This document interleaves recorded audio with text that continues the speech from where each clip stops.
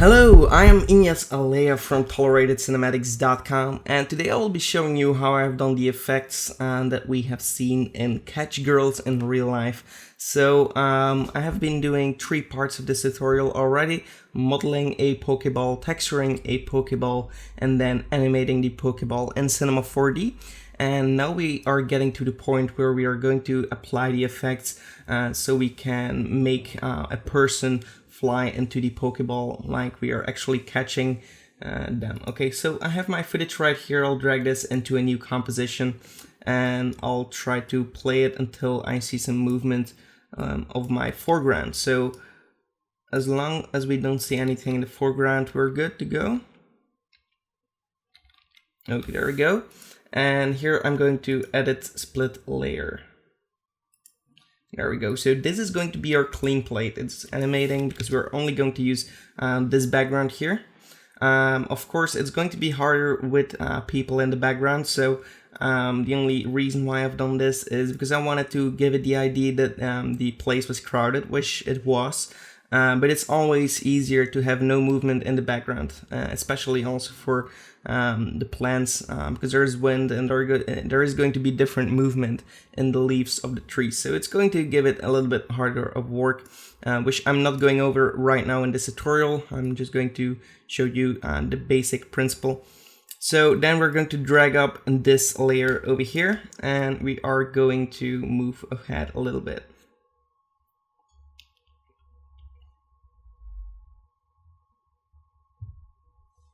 Okay, so here we go.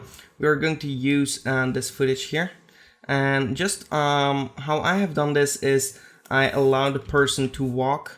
So walks in the frame. I'm going to reset my resolution to 3rd, and I allowed my character here to move in the frame until I hit her with the fake Pokeball here. So this is a prop Pokeball, which was really soft, so it didn't hurt when I hit people. So here it hits her, I guess. It's right over here.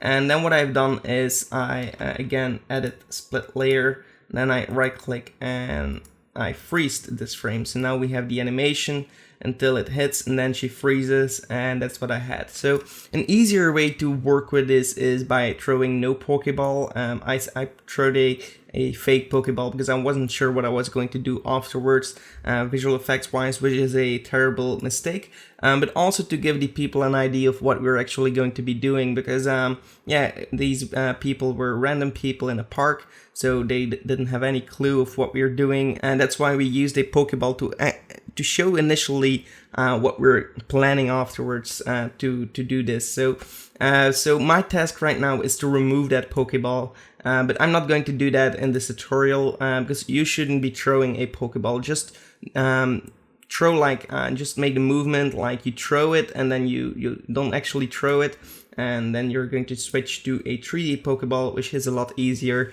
to manipulate afterwards because you don't have to remove it from your footage. So that being said, I'm going to import my 3D Pokeball that we animated in the previous tutorial. Here I have my rendered version in image sequences in a TIFF format.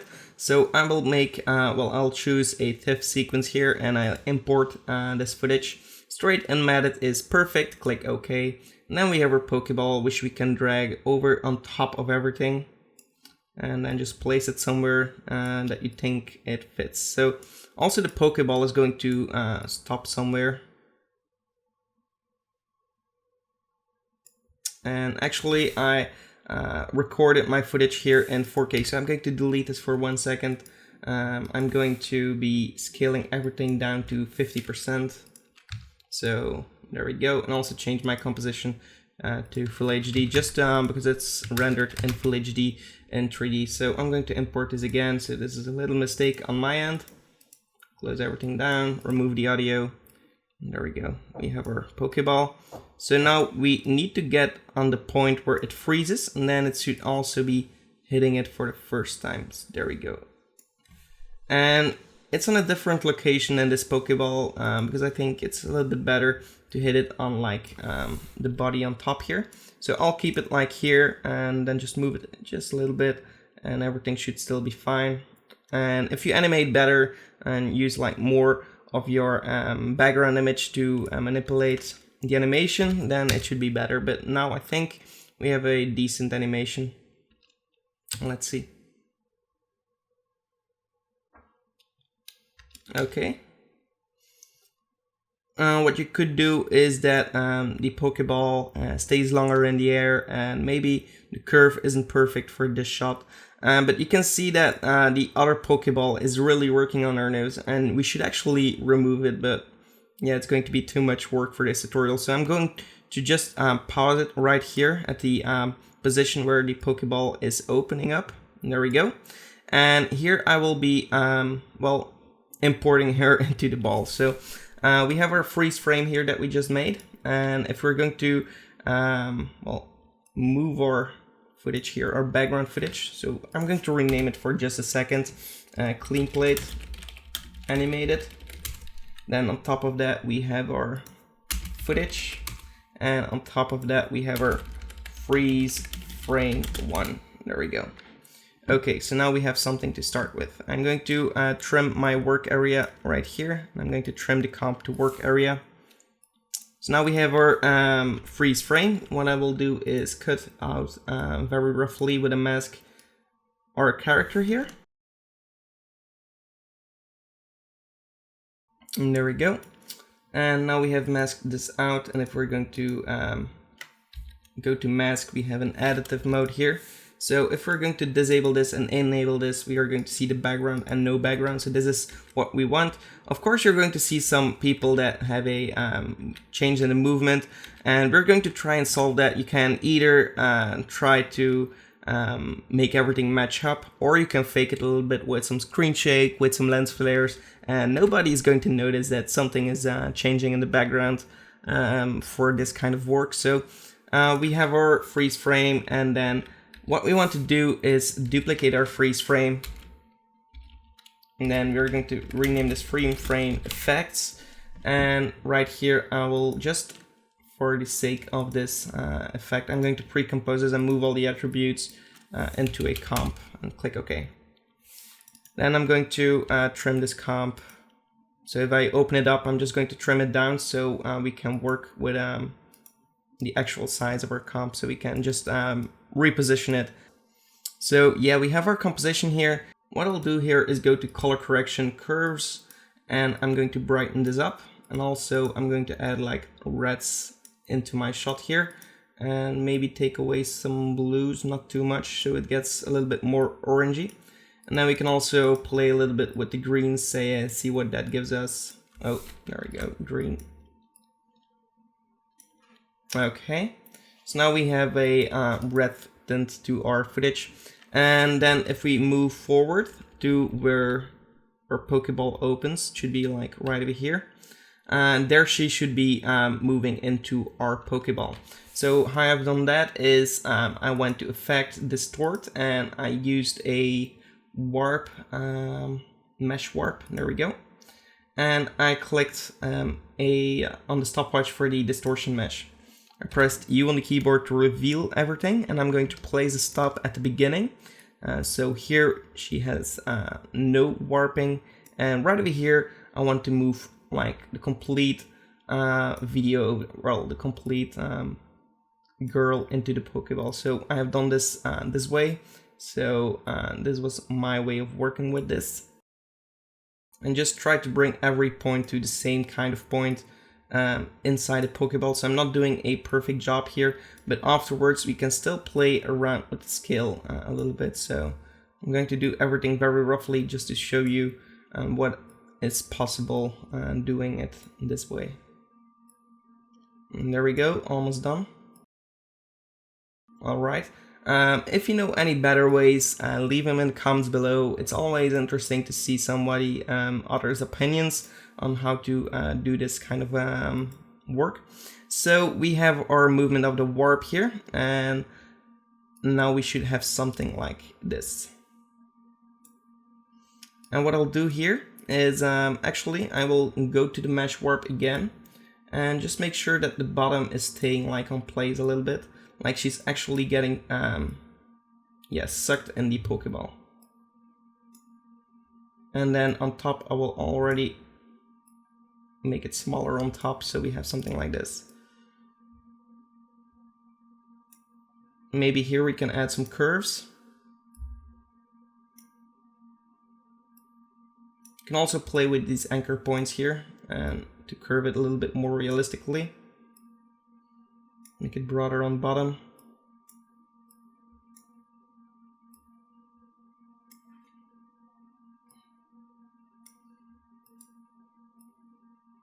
And of course, if you have smooth lines like right over here, it's always going to give a better impression. So now we would have something like this moving towards a Pokeball, and there we go. What we can do is move the mesh a little bit more offset, like so. Oh, there we go. Offset just every keyframe a little bit, so we have her becoming red first, the Pokeball that's flying, and then she gets sucked in once the Pokeball actually opens. So offset the time just a little bit more. And there we go. I think this is the perfect timing. Maybe a little bit closer. We can already have some movement going. Okay, there we go. I think this is perfect. And like right over here, I'll already move everything towards the Pokeball because I've moved it. It's not in the perfect position anymore.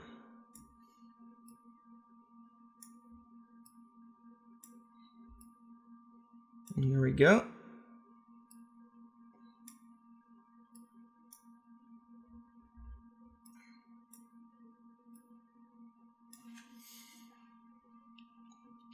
And then at the end here, we also want to move the mesh more towards... I'm actually wondering if you can select like multiple dots at the same time. This would be pretty handy. But for now, we'll keep it at doing it manually. Okay, there we go. So another thing you could do is go to the scale tool and first choose the anchor tool, or the pen behind tool, the anchor point, and just move the anchor point to the center of the Pokeball, and then go press S on the keyboard, click a stopwatch for the scale, move it forward just a little bit, and then scale it like all the way down so it's actually getting sucked in the Pokeball this way. And there we go, perfect. Now we have a start where the mesh isn't active yet. What we'll do here is we're going to choose an ellipse tool here and select her complete body here, like so. And then I'm going to press MM twice, well, MM twice, so we reveal all the effects of this mask right over here. Then I will click on the mask expansion and then move ahead like at the beginning of our timeline, and then just scale it down so it's not visible anymore. So now we have an animation of her becoming red, like so. Then once she becomes completely red, we can select that layer below and edit split layer and delete the second part here. And I know you can delete this with the end bracket, but I don't have a QWERTY keyboard and I never realized how to do it with an AZERTY keyboard. So if anyone knows how to just cut like the end part or behind or before your time scrubber, that will be very interesting to know. I know how to do it on a QWERTY keyboard, but I don't know how to do it on an AZERTY keyboard. Okay, so little mistake here. Go back to this mask here and just increase the feather so it gets like a nice transition there.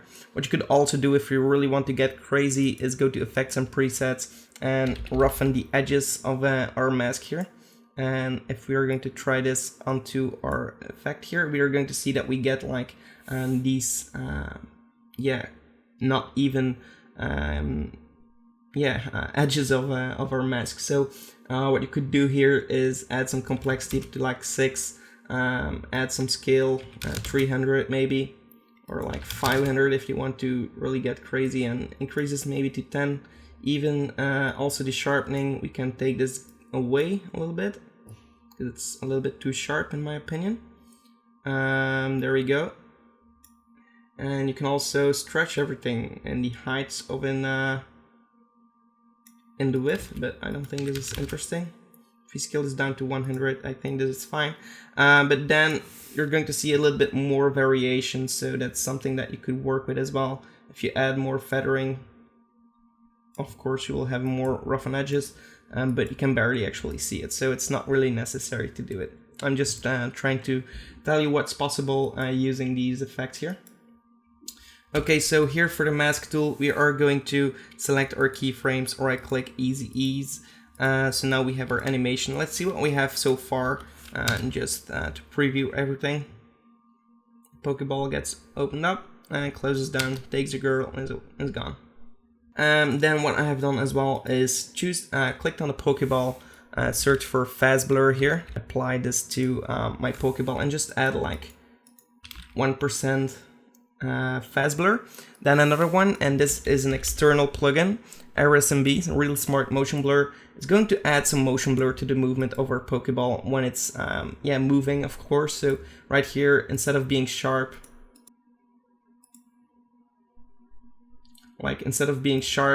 it's actually adding some motion blur, which is going to make it look more realistic to the eye. So that's what I've done here. Then also another external plugin that I've used is optical flares. I added an optical flare here, Video Copilot optical flares, and then I choose like this one here, make it red, and then also change the mode to additive, and then just position it once it hits the girl. Like, is it this one here? I think so. There we go. And then click on brightness, move the head one frame using the page up button. If we're going to press U on the keyboard, we can see our keyframes here. Change this to 0 so it hits the girl, impacts with a nice 150 flare. And then move ahead 10 frames, holding shift and page down will get you 10 frames further, and change it back to 0. And then you can also change this to easy ease if you want to. And let's see what the optical flares gives as an effect.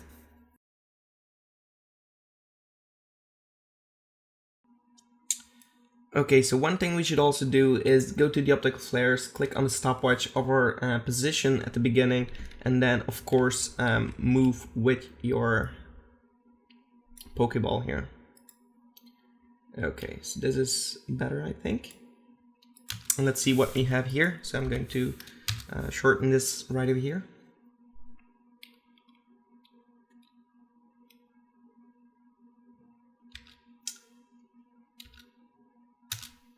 Impacts gets like a little bit of a flare. I'm going to trim this down so it's not 10 frames long. And then also here, once it opens up and sucks in the girl, I'm also going to enable some optical flares here, so we get some power effect, like she's actually like there's actually a source. So I'm going to create new keyframes for the position, move the position right over here. Then I'm going to zoom in and just animate my position just a little bit manually. You can also track this down, or you can also export a null in Cinema 4D, so it's actually in the correct 3D position. But for now, let's just do it manually.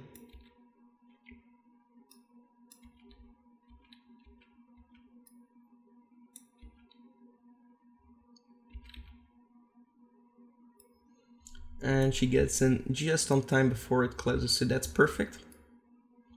And then right over here, we're going to disable the flare. So right over here, create a new keyframe for brightness. Okay, there we go. Here we are going to move 3 frames or like 4 frames, add like 200 brightness. Well, no, 100 maybe. Okay, 100 is okay. Move a little bit. And then over here, also create a new stopwatch for, a new button here for the brightness, new keyframe. And then at the end, we are going to change it back to 0. Okay, there we go. What I'll also do on the freeze frame effects is go to blur and use a directional blur right over here. And click on the, well, no, not the directional blur. And the radial blur, there we go. And then I will also change the type to zoom and change the center here to the Pokeball's position. And then just increase this amount to like 40. and create like a keyframe, maybe even 60. Move ahead a little bit. And change it here to 0. So we have a base and it's increasing while she gets sucked in here. Okay, so 60 might be a little bit much. So if we're going to move to the, well, press U on the keyboard to reveal that keyframe here, to the amount, and change this to, well, we can keep 60, but we can just move, well, move the last frame a little bit further into the timeline. And then also I will just add some simple fast blur as well.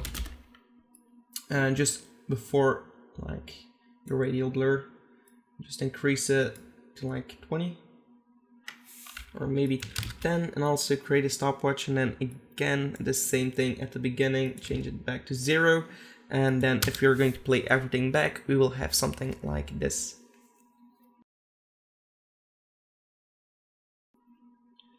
And there we go. So that's basically how I have done everything.